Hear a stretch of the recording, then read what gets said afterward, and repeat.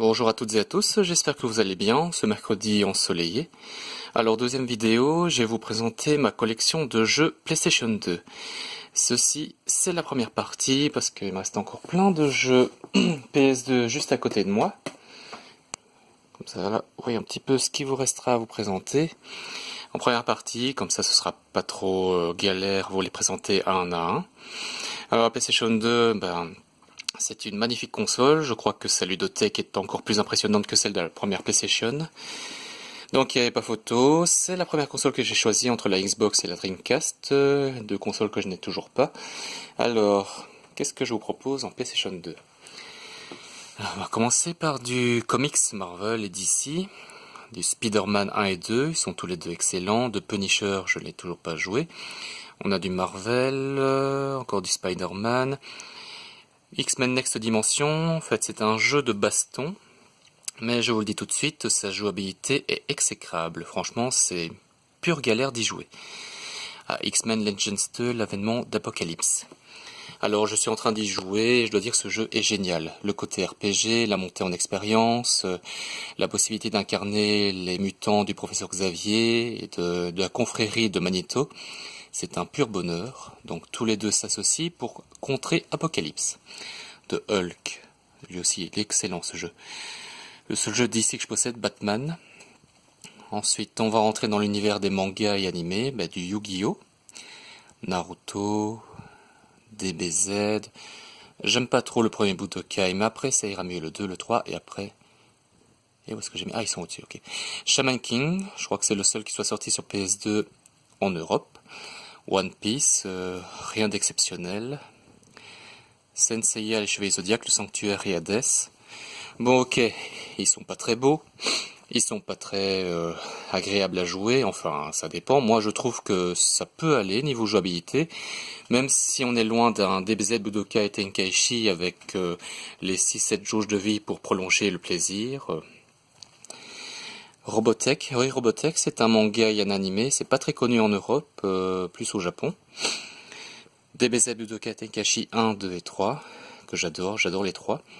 Orphan, c'est un manga qui n'est jamais sorti en Europe, par contre on a déjà eu droit à l'animé, et voici le jeu, je suis en train d'y jouer, et c'est un peu galère je trouve. On va rentrer un peu dans le Tomb Raider-like, comme j'appelle, Indiana Jones, Tomb Raider l'Ange des Ténèbres qui a été bâclé, pourri, et puis on arrivera à du lourd. Anniversary, c'est le reboot du premier épisode, Legend, heureusement. La saga fut sauvée avec ces deux épisodes-là.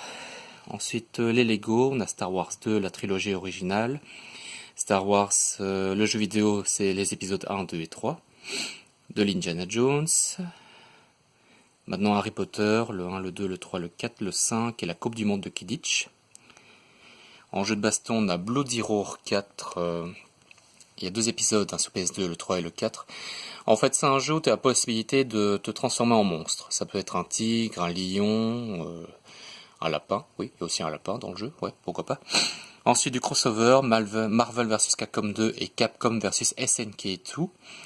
Ils sont excellents, moi j'aime bien. On a le côté arcade quand tu prends la manette.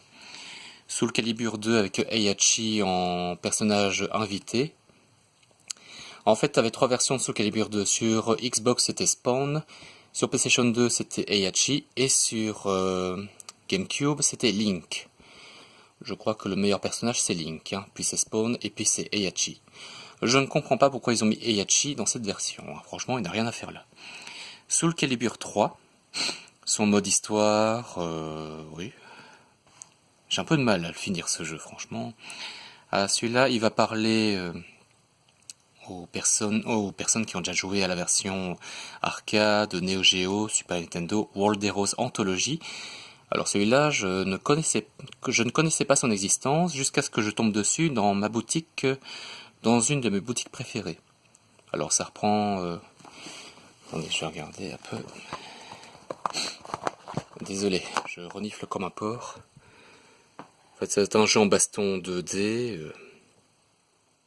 un peu comme un Fatal Fury, un Samurai Shodown. Donc on a les épisodes le 1, le 2, le World Heroes de Jet.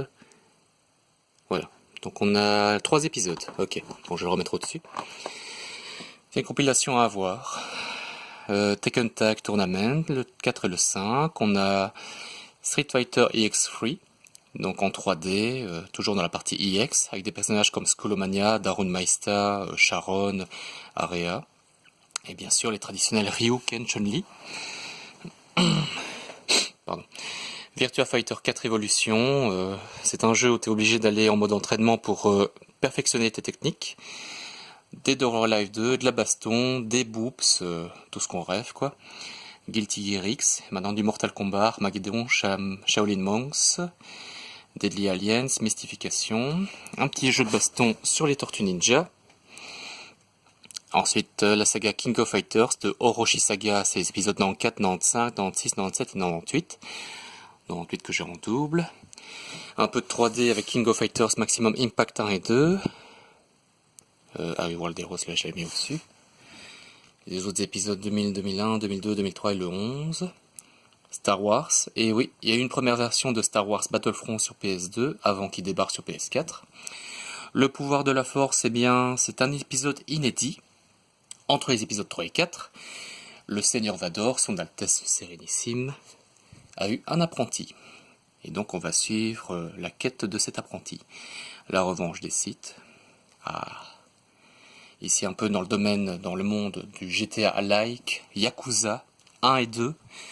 Je vous le conseille, Yakuza c'est une sorte de GTA, sauf que tu peux pas tabasser quelqu'un pour lui prendre sa voiture, tu peux pas voler et tout ça. Mais ça reste excellent, franchement, le mode de combat, oui, la montée d'expérience, apprendre de nouvelles techniques. Franchement, j'adore ce jeu. La saga est excellente. Pardon. Canis Canem Edit, alias Bully, en version originale, c'est GTA dans l'univers scolaire. Je vous le conseille. Le Parrain, franchement, Le Parrain, c'est un film à voir absolument. Et je n'ai pas encore joué au jeu, c'est honteux. GTA 3, Vice City et mon préféré, le San Andreas, avec CJ. Soit tu le rends athlétique, soit tu le rends obèse, tu fais ce que tu veux, comme tout bon GTA. Un peu de catch, Def Jam Vendetta et Def Jam Fight for New York, c'est du catch. Dans l'univers du rap, Wesh Yo, Method Man, et tout ça comme rappeur. Rumble Roses, c'est du catch féminin. Made in Konami, donc Konami c'est Castlevania, c'est Metal Gear Solid, c'est Silent Hill, voilà, d'autres licences de Konami. Du SmackDown, Just Bring It, Shut Your Mouth, Here Comes the Pain et SmackDown vs Raw, donc Brock Lesnar, Shawn Michaels, l'Undertaker, Kane et ainsi de suite. Dans le RPG, on a Final Fantasy X, j'adore, sauf son Battle Theme que je trouve absolument horrible, mais il est excellent. Le Blitzball, le mode sérieux, que ce soit en normal ou expert, les différents personnages comme Auron, Kimari et ainsi de suite, Yuna aussi. Puis il y a différentes quêtes, notamment quand tu dois affronter des monstres hyper puissants avec 10 millions, 20 millions de points de vie, exceptionnel. Final Fantasy X-2, c'est la première fois qu'un Final Fantasy a une suite, autre que Final Fantasy VII. Donc tu suivras l'aventure de Yuna, Pain et Riku à la recherche de différentes sphères. Voilà. Final Fantasy XII, avec un mode de combat très différent. Il y a toujours la jauge d'Active Time Battle, mais c'est un peu différent. Suikoden, on a le 4 et le 5. Le 3 n'est jamais sorti en Europe, c'est dommage parce qu'il paraît qu'il est excellent. Valkyrie Profile 2 Silmeria, il serait temps que j'y joue. Kingdom Hearts, Kingdom Hearts c'est le mariage entre Disney et Final Fantasy. Je pense que tout le monde connaît la saga. On avait un peu peur. Est-ce que ça allait fonctionner Donald et Dingo avec des personnages de Final Fantasy? Eh bien oui, c'est tout sauf ridicule. Franchement, j'adore cette saga. Le deuxième épisode aussi. Le premier Dragon Quest à atterrir en Europe, l'Odyssée du Roi Maudit. C'est mon premier Dragon Quest. Et je ne le regrette pas. J'y joue avec grand plaisir. Ensuite, Rogue Galaxy. Un peu moins connu, mais c'est un jeu... C'est un peu comme une sorte de Final Fantasy XII. Donc tu te balades dans des plaines, puis tu tombes sur des monstres. La montée en expérience comme tout bon RPG. Il serait temps que j'y joue, quoi. Dirge of Cerberus, Final Fantasy VII. Une autre suite de Final Fantasy VII. Alors ça se passe un an après le film Final Fantasy VII Advent Children, où tu incarnes le personnage de Vincent Valentine. C'est pas du RPG, c'est pas des invocations, non, c'est du tir. Pan, pan, pan. C'est une sorte de Devil May Cry. Faudrait que je le teste un jour. Odin Sphere, Dragon Guard 1 et 2. Tu chevauches des dragons un peu comme un Panzer Dragoon. Dark Chronicle. Si je me souviens bien, dans ce RPG, tu dois construire des... Enfin, tu fais le MacGyver, en fait. Tu dois construire des robots, enfin, tout ce que tu trouves, voilà. Wild Arms 3, c'est dans l'univers du Far West.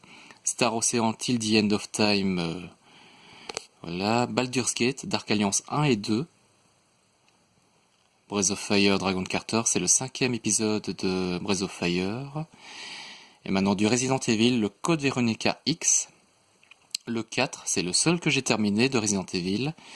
Mais il est excellent, hein. On a droit au Quick Time Event, on a Léon, on a Ada Wong, on a Wesker, on a des affrontements contre Salazar, Bitores Mendes, puis un nouveau virus, le Las Plagas, le mode Mercenaries, les modes Separate Ways et Ada Assignment. Et maintenant avec notre Kratos préféré, God of War 1 et 2. Le 1, je suis arrivé à l'épreuve d'Atlas. Ce serait temps que je m'y remette. Le 2, j'ai pas encore joué, c'est honteux. Galarian's H, la suite de Galarian's qui était sortie sur PS1. Project Zero, un survival horror dans la plus pure tradition japonaise. Et tu dois affronter des esprits, des fantômes avec un appareil photo spécifique. Devil May Cry 1, 2 et 3. Onimusha 1, 2, 3. Le 3, il y a Jean Reno dedans. Le 4, The Thing, le film de John Carpenter. Si vous n'avez jamais vu le film, je vous le conseille. Il est angoissant, un peu kitsch, c'est vrai, mais très gore. Obscure 1 et 2, c'est un jeu français, si je me trompe pas, qui se passe dans une école. Et Silent Hill le 2 c'est le plus torturé psychologiquement, le plus intéressant, celui qui met le plus mal à l'aise, mais dans le bon sens du terme. Voilà, le 3, on incarne Heather, et le 4, il est bien, mais c'est pas le meilleur. Pour moi, le meilleur, ça reste le 2. Voilà, c'était la première partie de ma collection de jeux PlayStation 2. Une magnifique console. Possibilité de lire des DVD avec. Voici la première partie. J'espère que ça vous a plu. La deuxième partie arrivera sous peu. Salut!